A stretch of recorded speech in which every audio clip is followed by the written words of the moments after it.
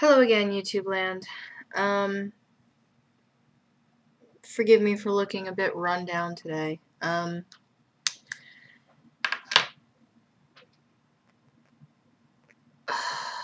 not really sure where to begin with this one. I'm spending part of today rewatching documentaries because as much as my habit is to rewatch things to try and soak up different aspects of it, which is something my mother taught me to do when I was very young. As I've gotten older, I find myself a lot more interested in health documentaries because I think it's true of most humans. When you're in your young life, anywhere up to the age of 20, generally speaking, you're not interested in that kind of stuff. You're not interested in chemistry and biology and nutrition and,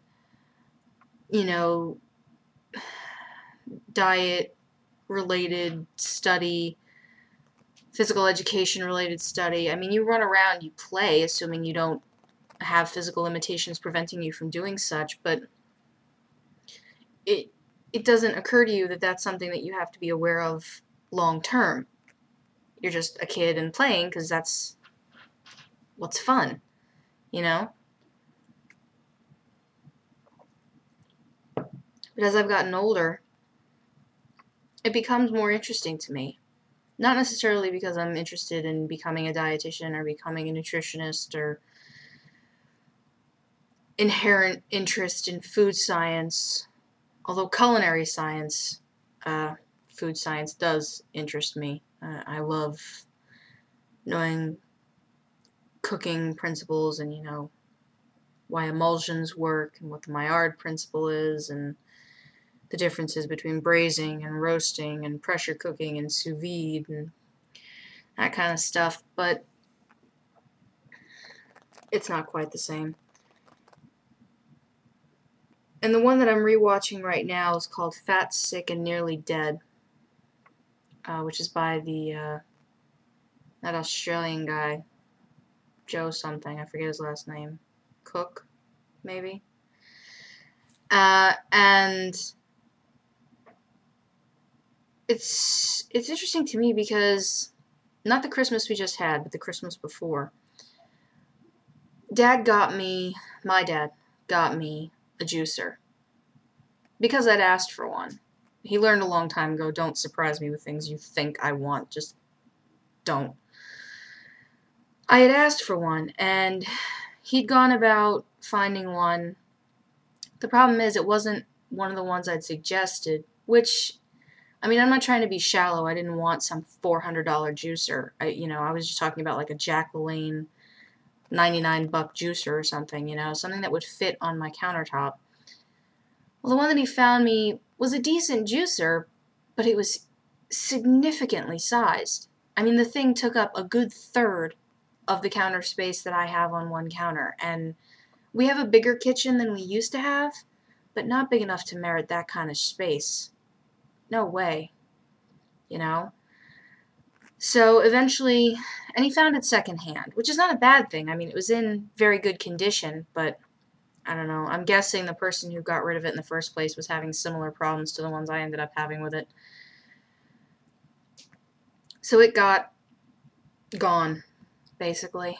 And I've been thinking and thinking and thinking more and more about the whole idea of a juice cleanse, a juice fast. And I was explaining it to Sam over the weekend. And he means well and he means the best. And I know he's genuinely interested in what's going on with me because of any number of reasons. But it's always been very difficult for me to discuss things like health and diet and exercise one-on-one with anybody, professional or personal. I can complain about it, but I have trouble having serious discussions. What are you? Stop. Stupid computer. But I find it difficult having serious discussions. about those related subjects.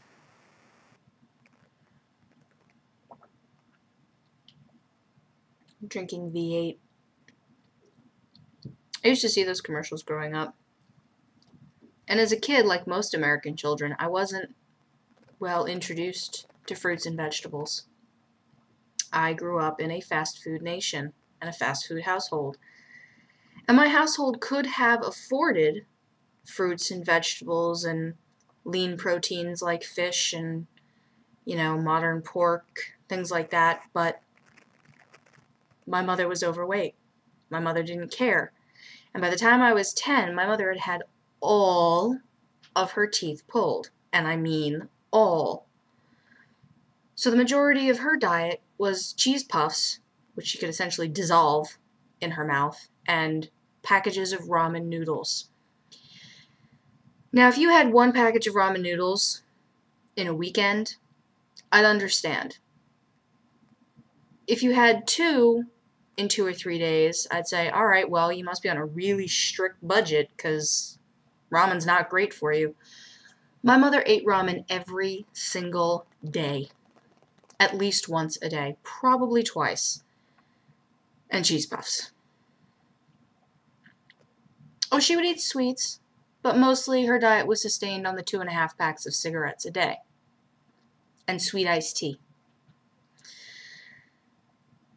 So when I was younger, my parents had to work very hard to trick me into eating healthy things. And I mean legitimately trick me. I mean, to this day, my dad and I can reminisce about exactly how crappy the structure of eating and health was in that house, and how detrimental it was, and quite frankly still is. But somewhere around the time I was adolescent, I'd say 9, 10, 11, I finally started being willing to have more things. And not a lot, but, my dad finally got me to try pesto. Not real pesto, not fresh, you just got it out of the food processor, made pesto. But the stuff that you get in the store in a jar. And because it has healthier ingredients in it than pasta with butter, which is really all I was ever eating, or, canned red sauce, which, depending on who makes it, is also generally not healthy. It was a step in the right direction because it had basil in it, it had spinach in it, it had, pine nuts in it, it had olive oil, which is a heart-healthy fat in it. So for a long time, pesto and Alfredo were the only things I'd eat. But again, as I got older, I started to develop lactose intolerance, which was very strange because my sister was born lactose intolerant. I wasn't. Although, to be fair, we only have one parent in common. But that was our mother, so you'd think it would be a predominant thing, but no.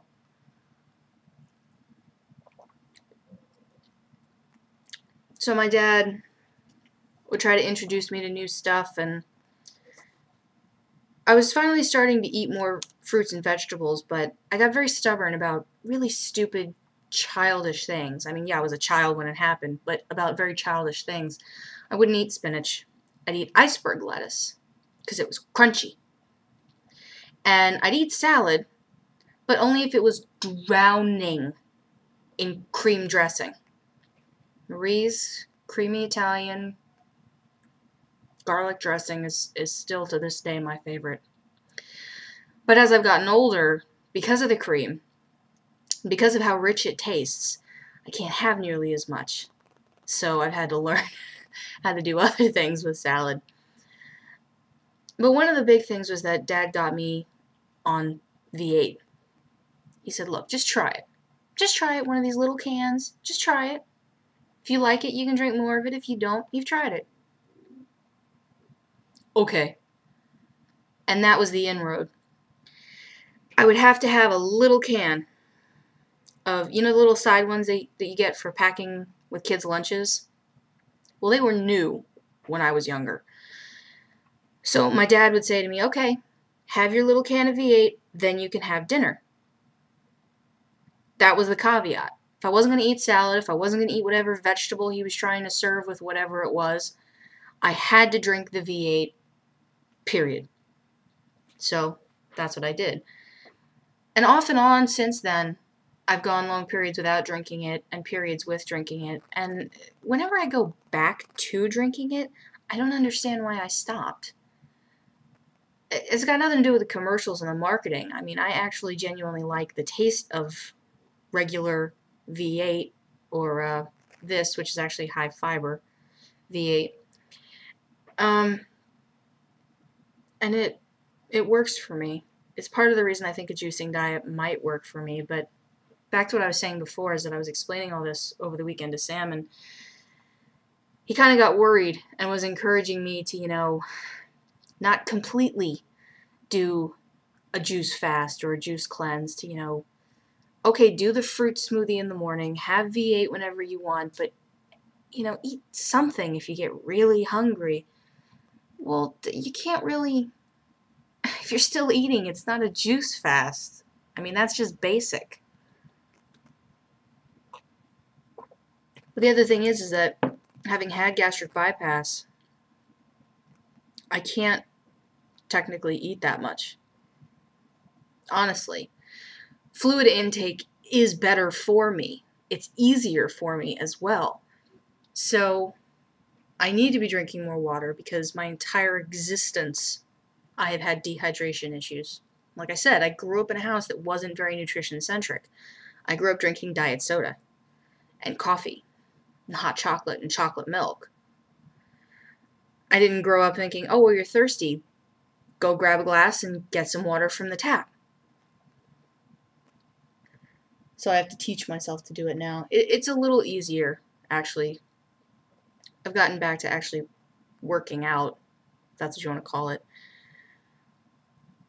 I figure it's easier for me personally to do a workout routine if what I do is high intensity or high impact,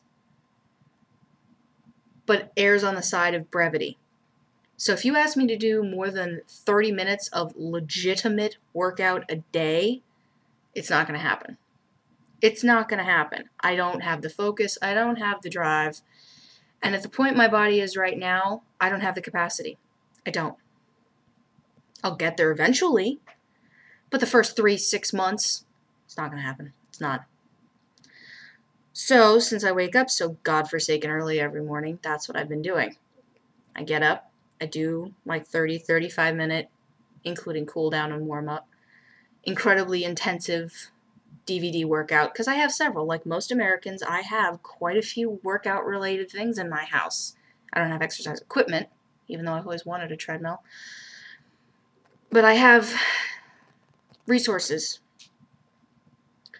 So the last couple of days, actually, what's really been working for me is I have a bowl of oatmeal with water, since I can't have milk, ground cinnamon, raisins optional, a reasonable amount of salt, and maybe a tablespoon of butter in a full one-person serving, which is, you know, like a half a cup, 3/4 of a cup of oats, plus the water for cooking it.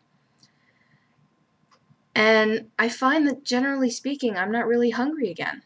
I mean, it's the middle of the afternoon. Mind you, I'm up exercising at 5:30, 6 in the morning. I have breakfast by 7. And the next time I'm actually hungry is like 2 or 3 in the afternoon. And I mean hungry like my stomach is saying, feed me. Not like, I could eat, but like seriously hungry. It's 3 in the afternoon. So for most of the middle of the day, I drink V8, which is fine. It's perfectly good. I mean, if 8 ounces is supposed to be 2 servings of vegetables, this, which was full when I started recording, is technically 4 to 4.5 servings of vegetables. Daily recommended.